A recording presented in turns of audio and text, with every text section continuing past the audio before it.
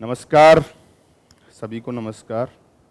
तो आज हमारी क्लास में हम जो टॉपिक पढ़ने जा रहे हैं उस टॉपिक का नाम है बहुभुज। ठीक है, तो टॉपिक का नाम आप सभी लिख लेंगे, बहुभुज। इसको अंग्रेजी में बोलते हैं हम पॉलीगन। ठीक है, तो बहुभुज का जो बेसिक है आज हम उसको कंप्लीट करने वाले हैं, तो कोशिश करते हैं, देखें ज़रा। तो बहुभुज में सबसे पहले कि बहुभुज होता क्या है, तो बात करें बहुभुज की, तो बेटा बहुभुज की जो परिभाषा है, जो डेफिनेशन है वो ये है कि अनेक भुजाओं से घिरी हुई बंद समतलीय आकृति बहुभुज कहलाती है। अनेक भुजाएं, अब अनेक भुजाएं में कितनी भुजाएं हो सकती हैं इसके बारे में हम कुछ नहीं कह सकते, चाहे 3 भुजाएं हो, चाहे 50 हो, चाहे 100 हो, कितनी भी भुजाएं हो सकती हैं। जैसे मैं बात करूं, क्या कोई एक भुजा से कोई बहुभुज बन सकता है? नहीं। कोई बंद आकृति बन सकती है? नहीं। क्या कोई 2 भुजाओं से बंद आकृति बन सकती है? नहीं। इसको बंद कर देना। क्या 3 भुजाओं से कोई बंद आकृति बन सकती है? ऐसे तो नहीं बनेगी, लेकिन ऐसे बन सकती है। ठीक है, तो 3 भुजाओं से जो घिरी हुई बंद समतलीय आकृति है, ये बन गई अपन की त्रिभुज, जिसको हम नाम देंगे बेटा क्या? त्रिभुज। ठीक है, तो सबसे कम अगर भुजाएं बन सकती है तो वो क्या बन सकती हैं? 3 भुजाओं से आकृति बन सकती है, उसको हम त्रिभुज नाम देंगे। इसके बाद में 4 भुजाओं से बनाए तो वो क्या बन जाएगा? चतुर्भुज। 5 भुजाओं से बनाए तो क्या बनेगा बेटा? पंचभुज बन जाएगा। 5 भुजाओं से अगर बनाना है तो वो क्या बन जाएगा रे? पंचभुज बन जाएगा। यहाँ पे कितनी हो गई? 2, तो 4 और 1 5। और 6 भुजाओं से अगर बनाएं तो क्या बन जाएगी बेटा? षटभुज बन जाएगी। ये षटभुज बन गया। ठीक है, यहाँ n का मान 3 मान लेते हैं क्योंकि 3 भुजाएं हैं। यहाँ n का मान 4 है, यहाँ n का मान 5 है और यहाँ पर n का मान 6 है। बात करें यहाँ पर भुजाओं की संख्या की, तो यहाँ पे 3 भुजाएं हैं। यहाँ पे बात करें शीर्षों की, तो यहाँ पे शीर्ष 3 हैं, 1 2 और ये 3। कि यहाँ पर शीर्ष भी 3 हैं, 1 2 और ये 3। भुजाएं भी 3 हैं। और बात करें कोणों की, तो कोण भी कितने हैं? 3 हैं। सेम ऐसे के ऐसे ही चतुर्भुज की बात करें तो 4 ही शीर्ष हैं बेटा, यहाँ पर 4 ही अंतःकोण हैं और 4 ही क्या हैं? भुजाएं हैं। कहने का मतलब ये है कि किसी भी बहुभुज में जितने शीर्ष होते हैं, मतलब अगर n शीर्ष हैं, किसी बहुभुज में अगर n शीर्ष हैं तो उस बहुभुज में n ही अंतःकोण होंगे और n ही भुजाएं होंगी। ठीक है, n शीर्ष होंगे, n अंतःकोण होंगे और n ही क्या होंगी बेटा? भुजाएं होंगी। ठीक है, बात करें इसके आगे, तो यहाँ पर बहुभुज की एक बेसिक परिभाषा क्या हो गई है कि भाई अनेक भुजाओं से घिरी हुई बंद समतलीय आकृति क्या कहलाती है? बहुभुज कहलाती है। बात करें बहुभुज की सबसे छोटी इकाई, स्मॉलेस्ट यूनिट ऑफ पॉलीगन। ठीक है, स्मॉलेस्ट यूनिट ऑफ पॉलीगन जो होगी वो ट्रायंगल होगा। मतलब कि बहुभुज की सबसे छोटी इकाई, बहुभुज की सबसे छोटी इकाई क्या बोलेंगे बेटा? त्रिभुज को। लेकिन आपको अगर कभी पूछे कि बिगेस्ट यूनिट ऑफ पॉलीगन, तो आपको जो रिप्लाई देना है वो देना है बेटा सर्कल। कि बहुभुज की सबसे बड़ी इकाई, बहुभुज की सबसे बड़ी इकाई क्या होती है? वृत्त। और सबसे छोटी इकाई क्या होती है? त्रिभुज होती है। वृत्त में अनंत भुजाएं हो सकती हैं, हम ऐसा मान सकते हैं। ठीक है, तो ये बहुभुज की कुछ बेसिक बातें कि जिसमें जितनी भुजाएं होंगी उतने ही शीर्ष होते हैं, उतने ही अंतःकोण होते हैं। अंतःकोण मतलब जो अंदर की तरफ कोण बन रहे हैं। अब इसके आगे की कहानी देखते हैं। तो यहाँ पर बात करें बहुभुज के प्रकार की, types of polygon. Types of polygon, types of polygon मतलब बहुभुज के प्रकार। ठीक है, बहुभुज के प्रकार, बहुभुज के प्रकार। ये बेटा 2 प्रकार के होते हैं। बहुभुज 2 प्रकार का होगा, जिसमें सबसे पहला जो है वो हम लिखने वाले हैं कॉनकेव पॉलीगन, कॉनकेव पॉलीगन। और एक होता है दूसरा नंबर पे, वो होता है कॉन्वेक्स पॉलीगन। ठीक है, कॉनकेव पॉलीगन और कॉन्वेक्स पॉलीगन। कॉनकेव का मतलब अवतल बहुभुज, अवतल बहुभुज। और ये है बेटा उत्तल बहुभुज।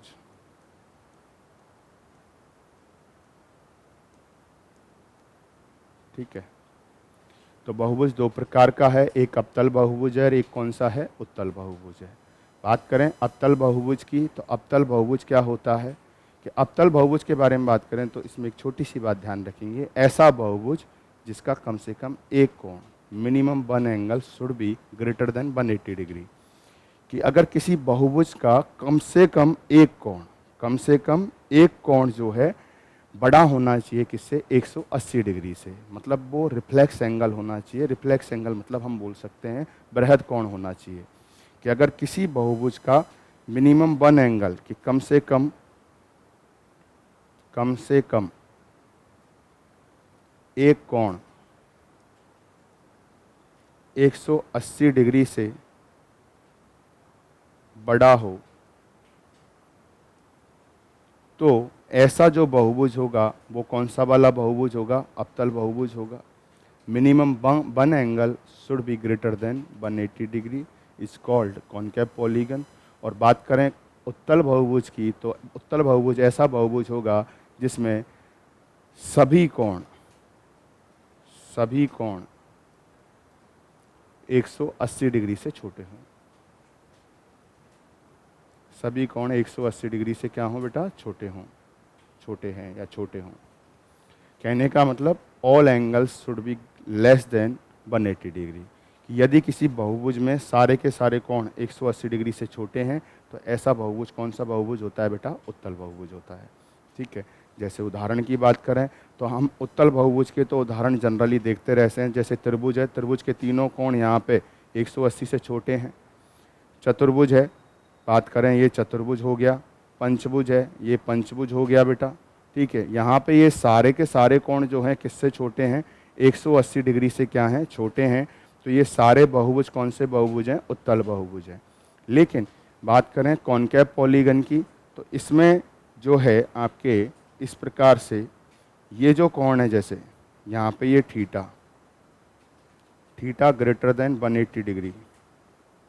ठीक है, तो यहाँ पर ये कोण जो 180 से बड़ा है, इसमें कितनी भुजाएं हैं, 1 2 3 और ये कितनी बेटा, 4 भुजाएं हैं। तो हम बोल सकते हैं कि ये चतुर्भुज है। लेकिन ये कौन सा चतुर्भुज है, अवतल चतुर्भुज होगा। कौन सा चतुर्भुज होगा, ये अवतल चतुर्भुज होगा। ठीक है ना बेटा। तो यहाँ पर जो भी कहानी है, ये जो अवतल चतुर्भुज है, कारण क्यों है अवतल चतुर्भुज कि इसका एक कोण किससे बड़ा है, 180 से बड़ा। हो सकता है एक नहीं दो कोण हो। जैसे एक और उदाहरण ले लूं मैं, अगर यहाँ पर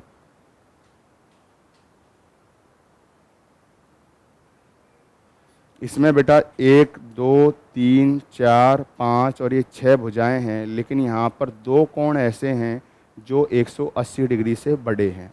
ठीक है, ये दो कोण 180 डिग्री से बड़े हैं, तो ये वाला बहुभुज जो है ये भी अवतल बहुभुज है। बस बात इतनी सी है कि इस बहुभुज में 6 भुजाएं हैं, तो ये अवतल षटभुज कहलाएगा। कौन सा बहुभुज कहलाएगा बेटा, अवतल षटभुज कहलाएगा। ठीक है, आगे बात करते हैं।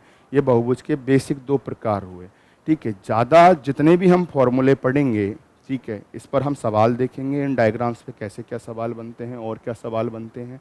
लेकिन उत्तल बहुभुज की बात करें तो उत्तल बहुभुज के बारे में ही हम सारे फॉर्मूले पढ़ने वाले हैं। ठीक है, लेकिन उससे पहले हम बात करते हैं कि उत्तल बहुभुज कितने प्रकार का होता है। तो अब बात कर रहे हैं हम टाइप्स ऑफ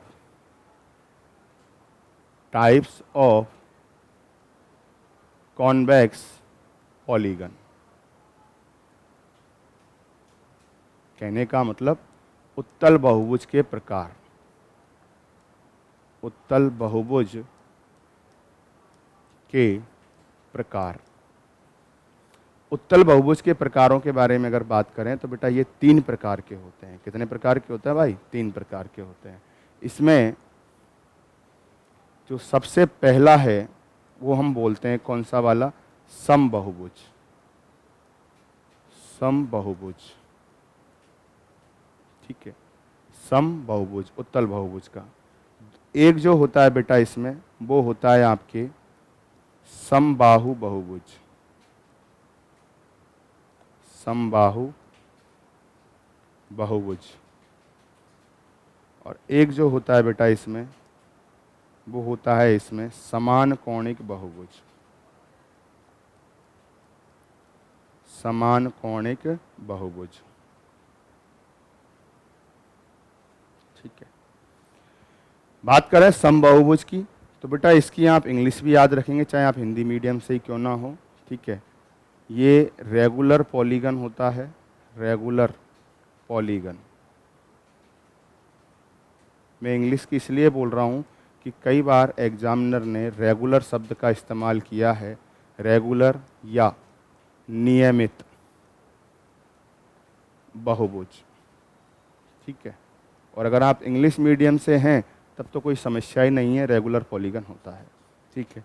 बात करें समबाहु बहुभुज की तो इसको बोलते हैं अपन equilateral, EQUILATERAL, equilateral polygon, polygon. और एक होता है बेटा ये जिसको हम बोलते हैं इक्यू एंगुलर पॉलीगन, ठीक है। तो सुनिएगा समबहुभुज क्या होता है। समबहुभुज के बारे में बात करें तो समबहुभुज एक ऐसा बहुभुज है जिसकी जितनी भी भुजाएं होंगी वो सारी की सारी बराबर होंगी। सारी भुजाएं क्या होंगी? बराबर, उनकी लंबाई आपस में बराबर होंगी। साथ में ही जो उनके जितने भी कोण होंगे, भाई जितनी भुजाएं होंगी कोण भी उतने ही होंगे। अभी जस्ट हमने ये बात पढ़ी थी। तो जितनी भी भुजाएं हैं वो आपस में बराबर हैं और साथ में जितने भी कोण होंगे वो भी आपस में सारे के सारे ही कैसे होंगे? बराबर होंगे। तो ऐसा जो बहुभुज है वो क्या कहलाएगा बेटा? समबहुभुज कहलाएगा, ठीक है। जैसे मान लीजिए कि आपके सामने 6 भुजाएं हैं। कितनी भुजाएं हैं? 6 भुजाएं हैं। 6 की 6 बराबर हैं और भुजाओं की लंबाई 6 की बराबर है और साथ में ही जो कोण है 6 के 6 वो भी अगर आपस में बराबर हैं तो वो वाला बहुभुज कौन सा कहलाएगा? समबहुभुज कहलाएगा। जैसे एक उदाहरण के तौर पे अगर हम बात करें तो जो आपको समझ में आ सकता है तो वो ये है वर्ग। कौन सा बेटा? वर्ग।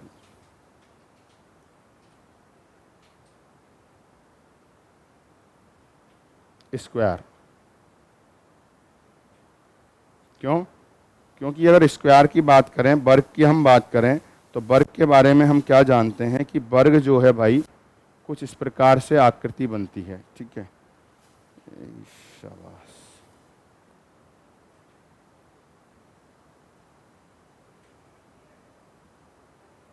ये कुछ इस प्रकार की आकृति बनेगी जिसमें चारों की चारों भुजाएं बराबर होती हैं और चारों के चारों कोण भी क्या हैं? बराबर है। मतलब सब चीज़ बराबर है तो वो क्या है? समबहुभुज है।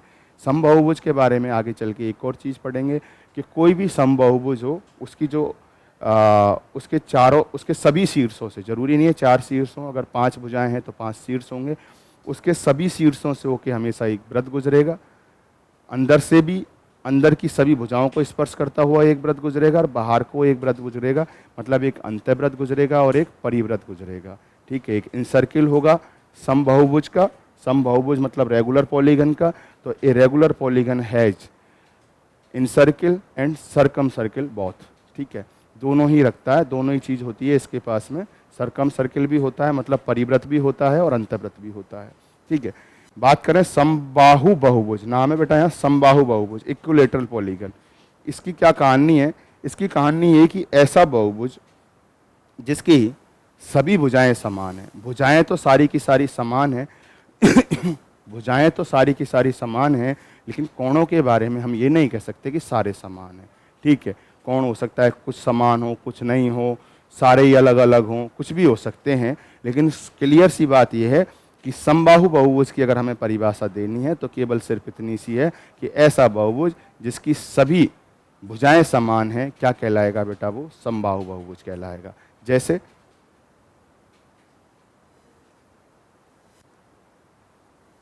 समचतुर्भुज।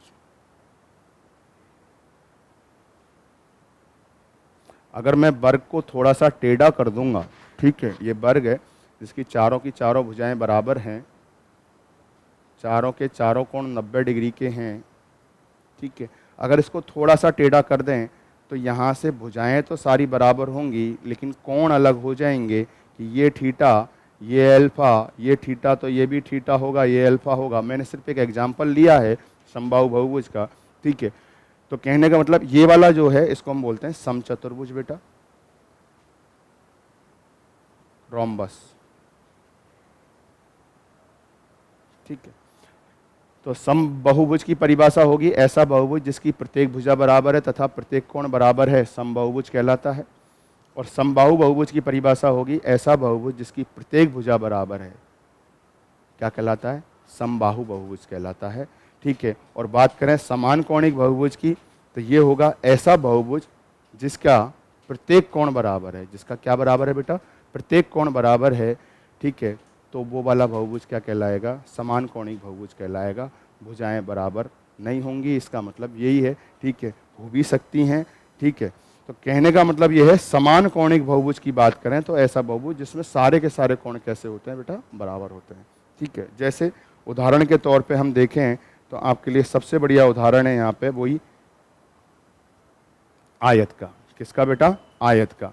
आयत की सभी कोण, सारे के सारे कोण तो बराबर होते हैं 90-90 डिग्री के, ठीक है, लेकिन सभी भुजाएं आपस में बराबर नहीं होती है। तो ये तीन चीज़ें हैं, बहुत बेसिक बातें हैं, ये हमें याद होनी चाहिए, ठीक है, ओके।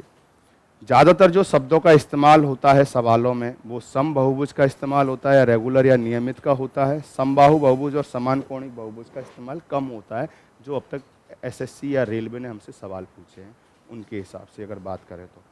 आगे चलें तो सबसे पहले बात करते हैं बेटा बहुभुज के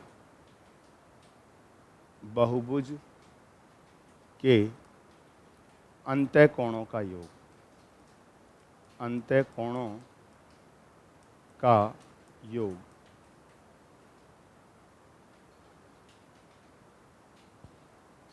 सम of interior angles of polygon, ठीक है। तो बहुभुज के अंतःकोणों के योग के बारे में बात करनी है कि अंतःकोणों का योग कितना होता है। तो बात करते हैं बेटा, सबसे जो छोटा बहुभुज हो सकता है वो कौन सा होता है, त्रिभुज होता है। उसके बाद में बेटा चतुर्भुज, उसके बाद में पंचभुज और उसके बाद में षटभुज। इसको भी कई तरीके से सिद्ध किया जा सकता है, ठीक है। तो बहुत बेसिक तरीका जो सब जगह चलता है, जिसको आसानी से समझा जा सकता है, हम उसी तरीके की बात करने वाले हैं, ठीक है। तो सबसे पहले बात करें त्रिभुज। यहाँ पे बेटा n का मान 3 है, यहाँ n का मान 4 है, यहाँ n का मान 5 है और यहाँ पर n का मान कितना है रे, 6 है, ठीक है। तो सुनिएगा, मुझे यहाँ पे चाहिए कि साहब इन सभी बहुभुजों के अंतःकोणों का योग अलग अलग क्या होगा। जब n का मान 3 है तो क्या होगा, 10 है तो क्या होगा, 15 है तो क्या होगा, कैसे निकालेंगे वो समझो। तो देखो, जब n का मान 3 है मतलब त्रिभुज है, त्रिभुज के तीनों कोणों का योग तो हम सीधा ही जानते भी हैं, कोई ज़रूरत नहीं है सिद्ध करने की भी, कि भाई जैसे ये a कोण है, ये b कोण है, ये c कोण है। चाहो तो एक रेखा को ऊपर उठा दो तो भी 180 आप समझ सकते हो, या फिर जो आपके आसानी से समझ में आता है कि भाई हमने क्या किया, यहाँ पे एक समांतर रेखा खींच दी। क्या खींच दी बेटा, एक समांतर रेखा ड्रॉ कर दी यहाँ पर, पैरेलल लाइन। तो इसको ड्रॉ करने से क्या हुआ कि ये बी एंगल जो है ये वाले बी एंगल के बराबर होगा, अल्टरनेट एंगल, अपन बोल सकते हैं एकांतर कोण है ये सी जो है ये सी के बराबर होगा। कौन सा कोण है, ये भी एकांतर कोण है, ठीक है। तो यहाँ पर जो एक रेखा पे जो कोण बन रहे हैं, एक तरफ जो कोण बन रहे हैं, इन तीनों का योग कितना होगा, 180। और ये तीनों कोण कौन कौन से हैं, ए बी और सी। कहने का मतलब ए बी और सी जो हैं वो त्रिभुज के भी कोण हैं। तो हम बोल सकते हैं कि त्रिभुज के तीनों कोणों का योग कितना होता है बेटा, 180 डिग्री होता है, ठीक है ना। तो देखिएगा, तो हमें ये पता लग गया कि साहब इन तीनों कोणों का जो योग है त्रिभुज के इनका, वो कितना होगा बेटा, 180 डिग्री होगा। बात करें चतुर्भुज की, चतुर्भुज में कितने कोण हैं? 4 कोण हैं, हमें इन 4 कोणों से मतलब है। ठीक है, तो ये चारों कोण हैं, 1 2 और 2 कोण ये हैं। हमने क्या किया, यहाँ से एक विकर्ण को ड्रॉ कर दिया। ठीक है, एक विकर्ण ड्रॉ किया, तो एक विकर्ण ड्रॉ करने से क्या हुआ कि यहाँ पर 2 त्रिभुज का निर्माण हो गया। त्रिभुज से बनाने से हमें मतलब नहीं, मतलब हमें इन सभी कोणों से है। एक कोण ये बना, एक ये बना। बेटा इन तीनों कोणों का योग कितना होगा? 180 डिग्री। और इन तीनों कोणों का योग भी क्या होगा? 180, क्योंकि ये 2 त्रिभुज बन गए हैं। यहाँ पे देखें तो 1 2 3 4 5 और 6, टोटल 6 कोण बन रहे हैं। इन 6 के 6 कोण जो हैं, अगर इन सबका योग किया जाए तो 180 और 180 होगा, तो ये कितना होगा? 360। लेकिन बात ये है कि 6 कोणों की कहानी ये है कि ये 6 के 6 कोण अगर देखें तो ये चतुर्भुज के ही 4 कोण हैं। ये दोनों कोण मिला के ये पूरा एक कोण है, ये 2 कोण मिला के पूरा एक कोण है। मतलब ये हो गया 180 में 180 और जोड़ दें, या 180 गुणा कितना बेटा? 2 हो गया। ऐसे ही बात करें पंचभुज की, तो पंचभुज में भी आप यहाँ पर ये हमने 5 कोण है, हमने क्या किया, यहाँ त्रिभुज ड्रॉ कर दिए कुछ। ये 3 कोण ये बने, 3 कोण ये बने और 3 कोण ये बने। टोटल मिला के कितने कोण बन गए बेटा? 9 कोण बन गए। त्रिभुज हम और भी ड्रॉ कर सकते हैं, लेकिन हमें सिर्फ और सिर्फ अंतः कोणों के योग से मतलब है। ठीक है, तो यहाँ पर ये जो 2 डायगोनल 2 विकर्ण जो हमने बनाए, केवल ये 2 विकर्ण ही हमारे इन सभी 5 कोणों की पूर्ति कर रहे हैं। तो बात खत्म, खेल खत्म, कोई समस्या नहीं है। ठीक है, हमें इसको सिद्ध करना है, सिद्ध करने का जो भी तरीका हो उससे हम सिद्ध कर रहे हैं। ठीक है भाई, बस ये देखना है कि कोण कहीं ज़्यादा या कम तो नहीं हो रहे हैं, सारे कोण आ रहे हैं ना। तो यहाँ पे ये 5 के 5 कोण आ रहे हैं, तो इसमें 180 180 180, तो ये पंचभुज के अंतः कोणों का योग 180 गुणा 3। ऐसे ही बात करें षटभुज की, तो षटभुज में भी यहाँ पर आप कितने त्रिभुज बना सकते हो ऐसे करके, जिनमें सारे कोण आ जाएं, 4 त्रिभुज बनेंगे। तो कहने का मतलब यहाँ पे ये जो 12 कोण बनेंगे, इन 12 के 12 कोणों का योग, मतलब 3 कोण बन रहे हैं त्रिभुज के, तो 180 गुणा कितना रे? 4। कहने का मतलब दोस्त ये है कि यहाँ पे हम बोल सकते हैं कि बहुभुज के अंतः कोणों का योग कितना होगा, कि जब n का मान 3 है तो अंतः कोणों का योग है 180 गुणा 1। कितना कम किया है बेटा? यहाँ पे 2 कम किया है। कितना कम किया है? 2 कम किया है। जब n का मान 4 है तो अंतः कोणों का योग कितना है? 180 गुणा कितना है? 2 है। जब n का मान 5 है तो अंतः कोणों का योग कितना है? 180 गुणा कितना है? 3 है। जब n का मान 6 है तो अंतः कोणों का योग कितना है? 180 गुणा कितना है? 4 है। कहने का मतलब ये हुआ कि हर बार हम जो कर रहे हैं वो कितना कम कर रहे हैं बेटा? हर बार हम यहाँ पे -2 कम कर रहे हैं। कितना कम कर रहे हैं बेटा? -2 कम कर रहे हैं। कहने का मतलब अगर मैं बोलूँ आपसे कि भाई 10 भुजाएं हो, n का मान अगर कितना हो बेटा? 10 हो, तो अंतः कोणों का जो योग होगा वो कितना होगा? आप बोलोगे 180 इंटू में कितना? 8। हर बार कितना कम करना है? 2 कम करना है। अगर मैं आपसे बोलूँ यहाँ पर कि अगर भुजाओं की संख्या n का मान जो है 50 है, तो अंतः कोणों का जो योग होगा अंतः कोणों का कितना बोलोगे बेटा? 180 इंटू में कितना? 48। ठीक है ना? तो ये बहुत बेसिक सी बात है। क्लियर है? तो अगर हमसे ये छोटा सा बेसिक सवाल पूछे कि भाई, जैसे मैं लिख देता हूँ एक सवाल यहाँ, नॉर्मल सा बहुत बेसिक सवाल, 10 भुज के अंतः कोणों का योग क्या होगा?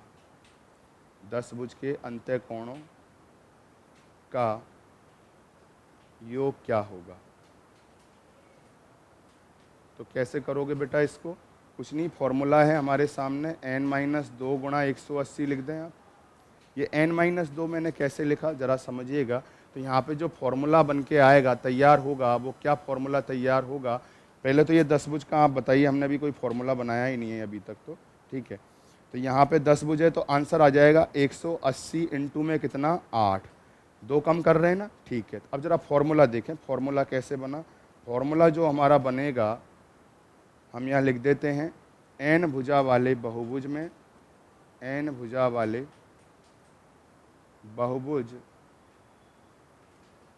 के सभी अंतः कोणों का योग।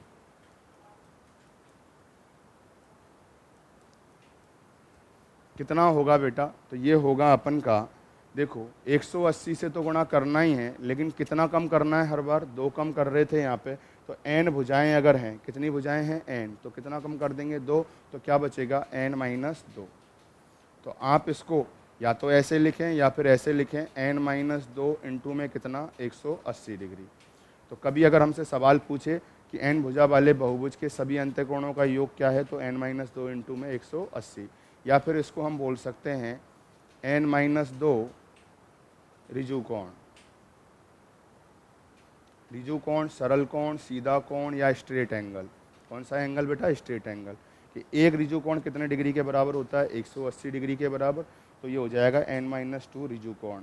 या फिर इसी फॉर्मूले को अगर कभी ऑप्शन में आता है तो और कैसे लिखा जा सकता है, इसको मैं लिख सकता हूँ 2 गुणा 90, तो 2 अगर अंदर चले जाएगा तो 2n माइनस 4 इंटू में कितना 90 डिग्री।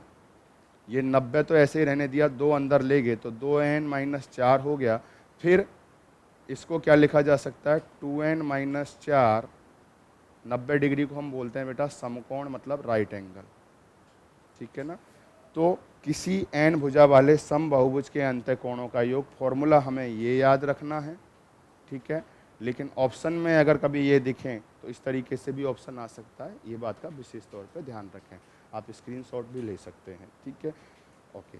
अगला कुछ सवालों की बात करते हैं, या उससे पहले चलो सवालों की ही बात करते हैं। बेसिक से मैं सवाल लिख रहा हूँ। सवाल लिखा, किसी बहुभुज के अंत्यकोणों का योग, मान लीजिए कुछ दे दिया 16,200 डिग्री है, तो भुजाएं होंगी। ठीक है, कि सवाल ये है, sum of interior angles of a polygon is 16200, then find the number of sides. ठीक है, तो बेटा कैसे करेंगे? बहुत बेसिक सी बात है, आपको बात समझ में आनी चाहिए। अभी हमने किया कि बेटा किसी भी बहुभुज के अंत्यकोणों का योग 180 से गुणा करते हैं, और बची हुई जो संख्याएं होती हैं, 2 से घटाने के बाद जो संख्या बचती है उससे गुणा कर देते हैं। तो आप ऐसे करें, इसमें सीधा ही भाग दे दें 180 का, तो 180 से ये कितनी बार कटेगा बेटा? 18 9 कितना होता है? 162। तो ये 90 बार कटेगा। वो जो 90, 180 से 90, इसका मतलब क्या है आप समझने की कोशिश कीजिए। 162 का मतलब क्या है? 180 इंटू क्या है बेटा? ये 90 है। और ये क्या चीज़ है? अंत्यकोणों का योग है। किसका योग है बेटा? ये अंत्यकोणों का योग है। और अंत्यकोणों का योग है अगर ये, तो बेटा ये जो 180 डिग्री से गुणा करते हैं, तो यहाँ पे क्या लिखा जाता है? यहाँ पे लिखा जाता है भुजाओं की संख्या में से कितना कम करके? 2 कम करके। मतलब भुजाएं जो होंगी वो कितनी होंगी बेटा? 2 इसमें बढ़ा देंगे तो 90 प्लस 2 कितनी आ जाएगी बेटा? 92। ये इस सवाल का क्या हो जाएगा? आंसर हो जाएगा। दोबारा समझिएगा, या फिर आप ऐसे चाहो तो इसको फॉर्मूला भी अप्लाई कर सकते हो, या मैं लिख देता हूँ कि भाई अंत्यकोणों का योग कितना होता है? n माइनस 2 इंटू में कितना? 180। ये कितना है? 16200 है। ठीक है, तो यहाँ पर हम लोग क्या करेंगे कि इस जगह पर ये 180 से ये कट जाएगा, कितनी बार बेटा? 90 बार कट जाएगा। n माइनस 2 की वैल्यू अगर 90 है, तो यहाँ से जो n की वैल्यू आएगी 90 और 2 कितनी आ जाएगी? 92, 92। ये हमारे सवाल का क्या हो जाएगा? आंसर हो जाएगा। क्लियर है ये वाली बात? चलो एक और सवाल मैं बताता हूँ आप लोगों को। ठीक है, आप स्क्रीनशॉट ले लें इस सवाल का। ठीक है, एक और सवाल देखेंगे। मैं यहाँ डाटा चेंज कर रहा हूँ पूरा बस, और सवाल ये का यही है कि सवाल ये है कि एक समबाहुभुज है जिसके अंत्यकोणों का योग जो है, अब की बार मैंने लिखा है यहाँ 5, 6, 8, 00।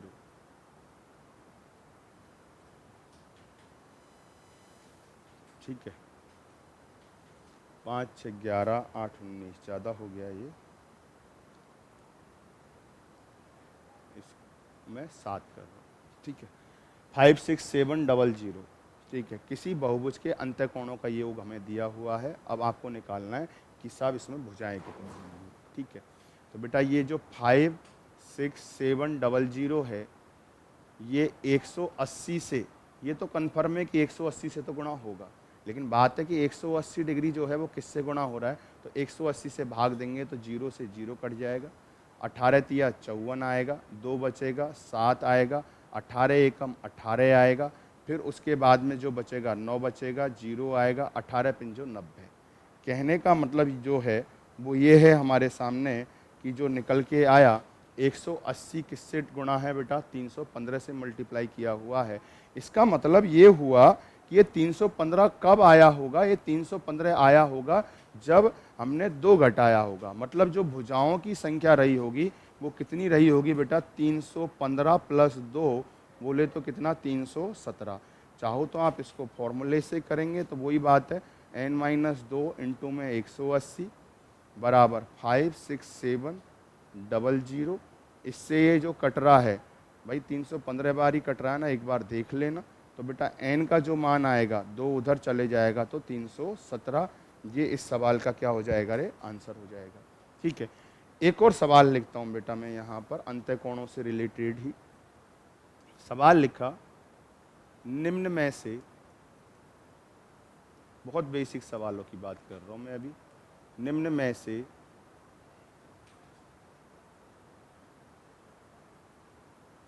बहुभुज के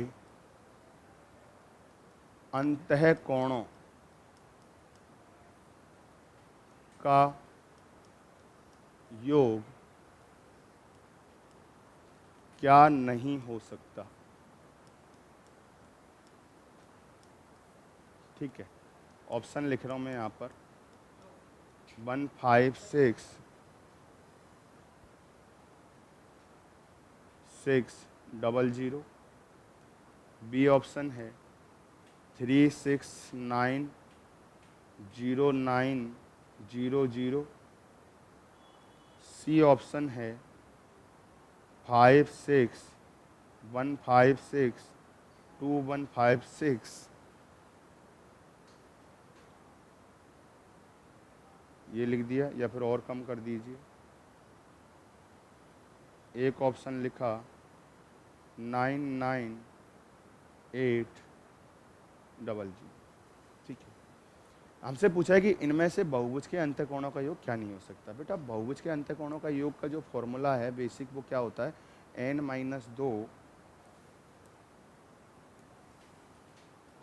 n-2 इंटू में कितना होता है बेटा, 180 डिग्री होता है।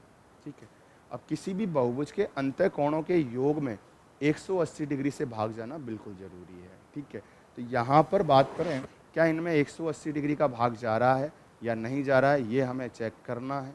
ठीक है, अब एक तो ये तरीका है कि आप भाग दे के देख लो, दूसरा तरीका ये कि आपको सीधा ही पता हो कि 180 की भाजकता का नियम, भाजकता का नियम। अब नियम भी हम क्या करोगे, छोटी सी बात समझ लीजिए कि भाई यहाँ पर इनका अगर हम तोड़ेंगे तो 5 9 में टूट सकता है और 4 में।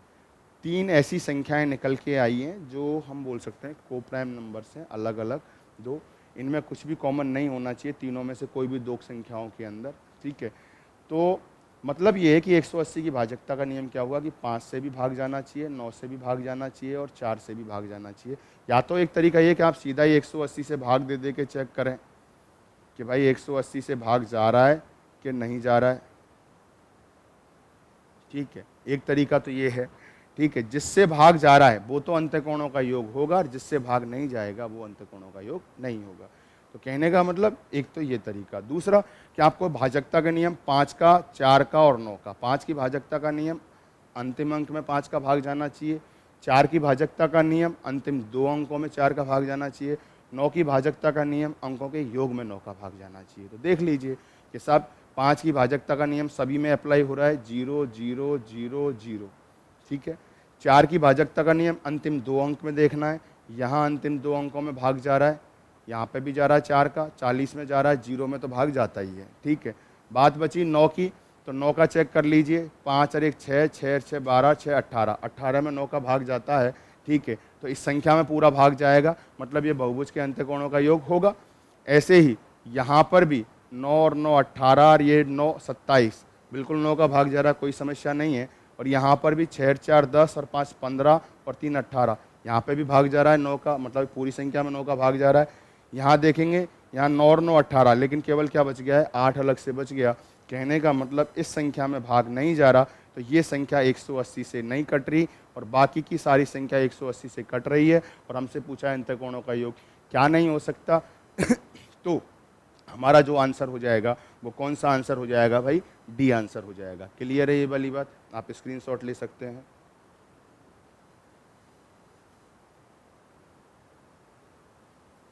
इसके आगे मैं एक और सवाल लिखता हूं बेटा, यहाँ पर बहुत ही बेसिक सवाल है। सवाल है, किसी बहुभुज के अंत्यकोणों का योग, अंत्यकोणों का योग 16 समकोण है, तो भुजाएं होंगी। ठीक, तो कैसे करोगे भाई? तो बहुत बेसिक तरीका है। क्या करेंगे बेटा इसमें हम, कि यहाँ पर जो अंत्यकोणों का जो योग है अब की बार, वो कितना दिया है, 16 समकोण। 16 समकोण का मतलब हमारे लिए और आसान कर दिया। 16 इंटू कितना बेटा, 90। 16 इंटू 90 को हम लिख सकते हैं 2 इंटू 8। भाई 16 को क्या लिख सकते हैं, 2 इंटू 8 या 8 इंटू 2। तो 8 इंटू 2, 2 को 90 से गुणा करेंगे 180। कहने का मतलब ये 8 से गुणा कब किया होगा अंत्यकोणों के योग में, 2 घटाने के बाद। तो यहाँ n का मान कितना आ जाएगा, 10। या फिर आप फॉर्मूला लिख दें, फॉर्मूला होता है n-2 multiplication by 180 degree equal to 16 90 into 90 degree. 90 से 180 कटा 2 बार, 2 से कटा 16 8 बार, तो n बराबर टोटल कितना हो गया रे, 10। तो आज की क्लास का समापन हम यहीं पे करते हैं। मैं उम्मीद करता हूँ कि आपको आज का जो ज्ञान मिला है वो आपको समझ में आया होगा। ठीक है, तो ये बहुभुज की पहली क्लास है।